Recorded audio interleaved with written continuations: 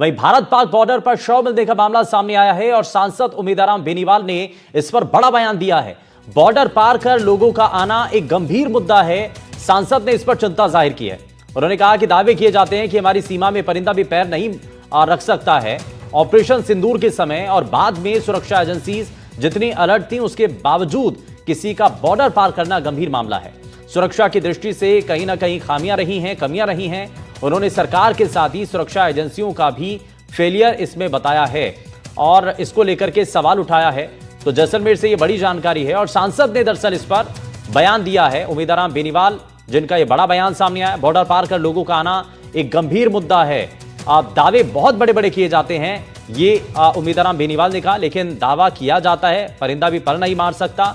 लेकिन ऑपरेशन सिंदूर के समय सुरक्षा एजेंसियां अलर्ट थी और उसके बावजूद भी किसी का बॉर्डर पार करना ये एक गंभीर मसला है, गंभीर मामला है। और बॉर्डर पार अगर किया जा रहा है, हुआ है, तो यानी कि इसमें बहुत बड़ी चूक है। लापरवाही किसकी है, इसको लेकर के जांच होनी चाहिए। लेकिन फिलहाल जो बड़े बड़े दावे किए जाते हैं उसको लेकर के उन्होंने सवाल उठाया है।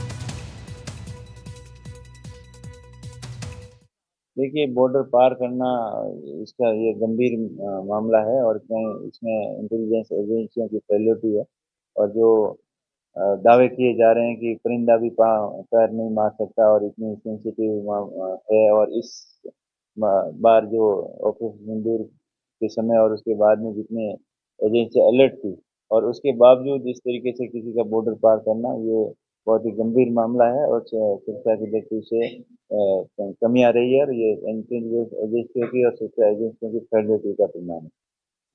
बिल्कुल ही गंभीर मामला है, मैं कह रहा हूँ, इसमें सख्ती बरतनी चाहिए।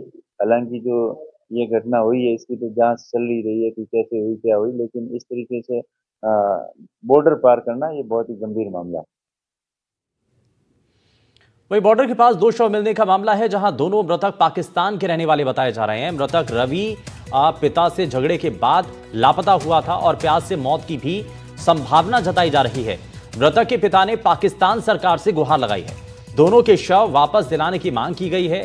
आप ये खबर जैसलमेर से है। आपको बता दें कि पाकिस्तानी नाबालिग दंपति की भारतीय सीमा में मौत का राज सामने आने लगा है। एक एंगल ये भी सामने आ रहा है कि क्या ये लोग बेहतर भविष्य और शांत जीवन की तलाश में घर से निकलकर भारत आए थे और रास्ता भटककर प्यास के कारण इनकी मौत हुई।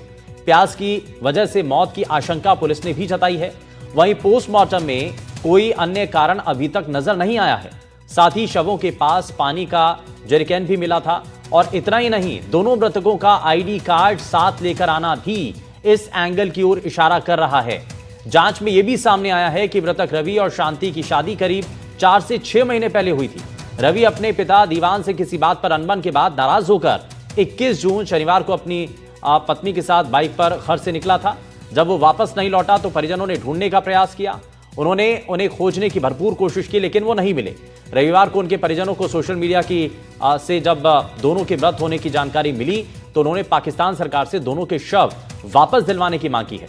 हालांकि उन्होंने बॉर्डर क्यों और कैसे क्रॉस किया, ये अब तक पता नहीं चल पाया है। और श्रीकांत व्यास हमारे संवाददाता, क्योंकि इस दौरान उन्होंने सभी चीजों को देखा, सभी चीजों का जायजा लिया है। भारत पाक इंटरनेशनल बॉर्डर से करीब 12 किलोमीटर अंदर भारत की तरफ साधे वाला इलाके में दो नाबालिगों का शव मिलने के बाद सनसनी फैली हुई थी और इसको लेकर संवेदनशील मामला था। पुलिस, बीएसएफ, सुरक्षा एजेंसियां जांच में जुटी थी और पाक शरणार्थियों के लिए काम कर रहे तमाम संगठनों से भी बातचीत जारी थी। इसी बीच एक सूचना मिली कि वो पाकिस्तान से 21 तारीख को जो है घर से नाराज होकर निकले थे और उसके बाद उनका शव जो है परसों 28 तारीख को मिला। आज 30 तारीख हो चुकी है, पुलिस ने पोस्टमार्टम भी करवा लिया है, लेकिन वो पाकिस्तान से लापता हुई है। क्या सूचना मिली है? मेरे साथ दिलीप सिंह छोटा है।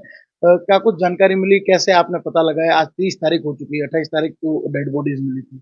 जी बिल्कुल, कल शाम को 7 साढ़े 7 बजे के आसपास हमें यह सूचना मिली कि जो भारत का बॉर्डर है उसके अंदर 2 डेथ बॉडी मिली और शक है कि वो दोनों हो सका पाकिस्तानी हो। ये भी था कि वो सीधा बॉर्डर क्रॉस करके आए, यहाँ पहले ही पासपोर्ट आए और यहाँ जैसलमेर, जोधपुर या किसी अन्य डिस्ट्रिक्ट में रह रहे थे और जैसलमेर घूमने के हिसाब से आए और आगे जाके उनकी कोई डेथ हो गई है।